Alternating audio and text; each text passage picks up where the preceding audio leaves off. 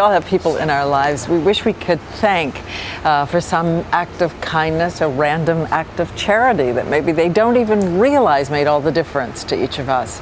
That's the reason for our GMA Thank You series this morning and this week, of course. We ask all of you to let us know if there was someone in your past you wanted to thank for anything big or small, something that changed your life. And we got so many emails from all over the country, but there was one in particular from a woman who said that she wanted to thank somebody she called simply an angel. And I have to do something here. Is there a Steve Mervold in the audience here? Oh, would that be you, Steve? That would be me. Can you come over and join me, please? Sure. So, I know you're here under a bit of false pretense, right? Yeah, I am. You thought you were going to be on a panel on workplace issues. Yes. You're vice president of a company now. Well, in fact, we have you here because there is someone whose life you changed, somebody you threw a lifeline to when they were drowning, and you may not even have known it. So take a look at this. June Baumgart, a poor girl from a dairy farm in Minnesota. Stringy hair, no clothes. I got my first store-bought shirt when I was 12 years old. We had absolutely nothing.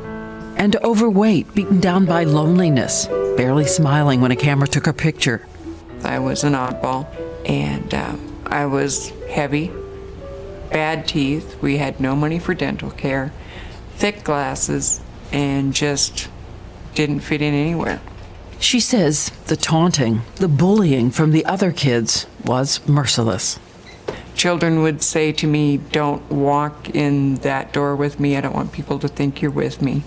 Notes were left in my locker saying, "Why don't you die?" I was spit on, literally. The teachers would join in. I had a teacher call me June the Balloon. It was a daily torment. And so I quit and spent the next 2 years on my parents' farm hiding. But something inside her wanted to learn, so in 1981 she mustered the courage to go off to college, where a shy, terrified, self-conscious girl met someone who would give her a gift of kindness, simple, life-altering kindness. In the dorm we had a group of popular kids, and one of the leaders was named Steve, and he was very personable, and he could do anything, and everybody would follow him. And one day, Steve talked to June. Her whole world changed. And we started talking. And when the cool kids would have a party, I go hang out, he starts saying, "Come on down." If anyone made fun of her, Steve came to the rescue. He would stand up and say, "This is my friend. You got a problem with her, you got a problem with me." I was just amazed. Why be nice to me? And then after a while, I just realized that's him. And soon, June had a smile. He was very handsome, and so anyone that wanted to date him suddenly became my friend. So I met a lot of women. Steve quit college after that freshman year, but she never forgot what he had given her. He gave me the confidence, that gave me the laughter, which gave me friends, which gave me confidence, which gave me laughter, and it just snowballed, and it made a difference. They never saw each other again. Steve went on to get married, has 2 sons. His wife wasn't surprised when she learned what he had done for June. That makes you proud. That's my husband. I look at my boys and think, they're growing up to be like their dad. And June, she also got married, has a 5-year-old daughter she raises as a single mom. And she also lost that weight, becoming a nurse, now running a nursing home. Though she says she has a message for Steve. I would want him to know that I'm grateful. There's more than one way to save a life.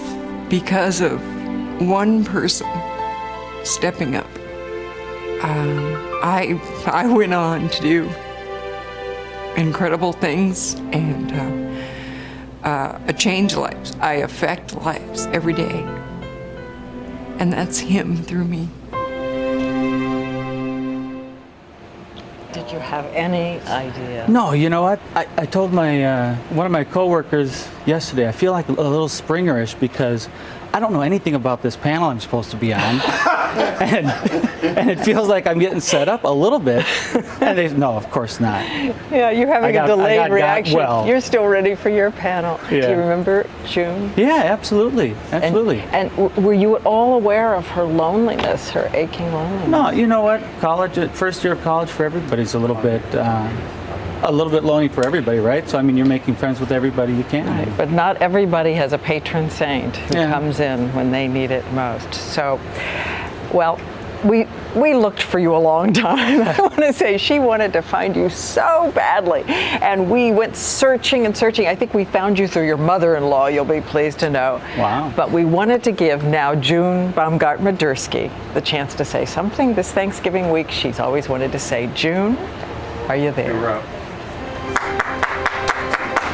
Hey! Hi. How are you? Good. Good to see you. Wow, you look great. So do you. You look awesome. Come sit down, come sit down. Good. You know, you act as if it's an ordinary thing, but I think we all know that reaching out to someone who's not the popular group, if you're in the popular group, is a real act of generosity. It really is. I think it's normal. I don't know. It's just the way he is. Everyone asked me how he would react, and I said, knowing him, from remembering him, he wouldn't think anything of it. It's just the way he is. Did you thank him at the time, or did you even know how to form those words then? You know what? I think we were good friends. We were just good friends, Yeah. and there was no need to thank him, No, I don't think. But I don't think he ever realized how much of a difference and an impact he made to me.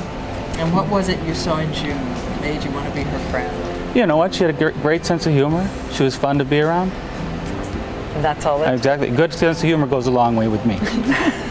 Absolutely. Well, we want to leave the two of you together. You can catch up after all these years. You can say the thank you this Thanksgiving week you've always wanted to say. And we have to thank Deborah. You should come on over here too, his wife Deborah, because we want to thank your mother-in-law for helping us find you. And it is a great joy to have the three of you here and to know Big scammer. that because of you and your kindness, three people have a great life. Thank you. Meet you. If I'm going to do it. Wow.